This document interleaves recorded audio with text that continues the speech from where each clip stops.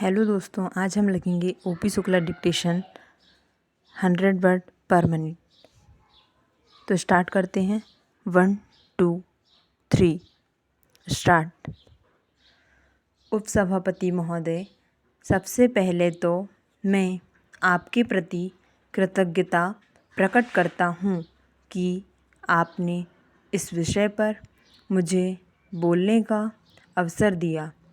आज इस विषय का महत्व और बढ़ गया है क्योंकि पिछले साल देश के 12 से भी अधिक राज्यों में सूखे का प्रभाव रहा और 3-4 राज्य पूरी तरह से बाढ़ से ग्रसित रहे।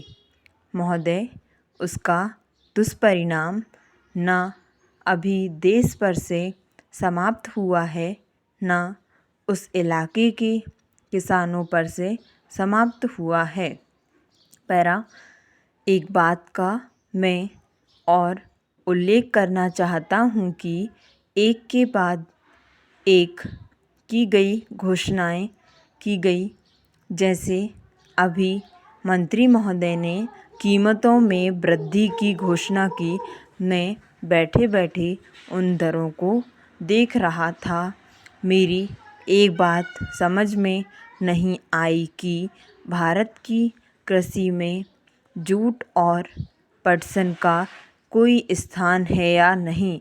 इनमें किसी वृद्धि का उल्लेख नहीं किया गया है, लेकिन अब तक देश के अंदर कई बार बीमा की चर्चा हो चुकी है।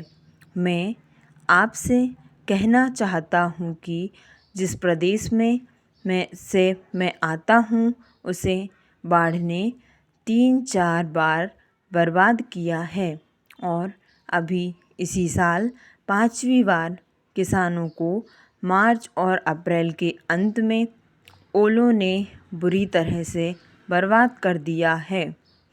अन्य कई प्रदेशों को भी बर्बाद कर दिया है। हम अगर फसल बीमा की चर्चा करते हैं तो इस फसल बीमा का जो वास्तविक लक्ष्य है वह पीड़ित किसानों को बचाना है, उनको राहत पहुंचाना है। इसलिए मैं सरकार से कहना चाहता हूं कि आप सीमांत और लघु किसानों से लाभ की आकांक्षा मत कीजिए, बल्कि केंद्रीय सरकार फसल की किस्त के लिए राज्य सरकार को विवश करें कि इसके लिए वह आगे आए।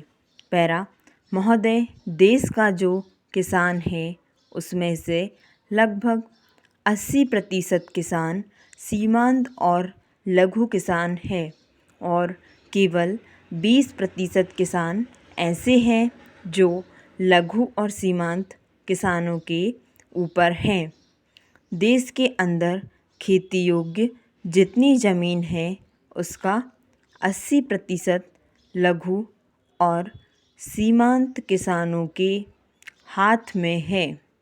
अभी हमारे मित्र ने इस देश की आबादी के बारे में चर्चा करते हुए कहा कि अभी तक हमारी आबादी का 80% गांवों में है जो खेती पर निर्भर है।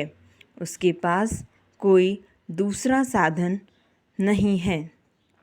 वह या तो लघु किसान है या खेतीहर मजदूर है। अन्य कोई काम उसके पास ना होने से उसकी अवस्था खराब हो गई है। कभी बाढ़ उसे तबाह कर देती है, कभी सूखा पड़ता है। हर तरह से उसके खेतों को ही नुकसान होता है। किसान बीज लेकर गया, खेत में डाला तो सूखा पड़ गया।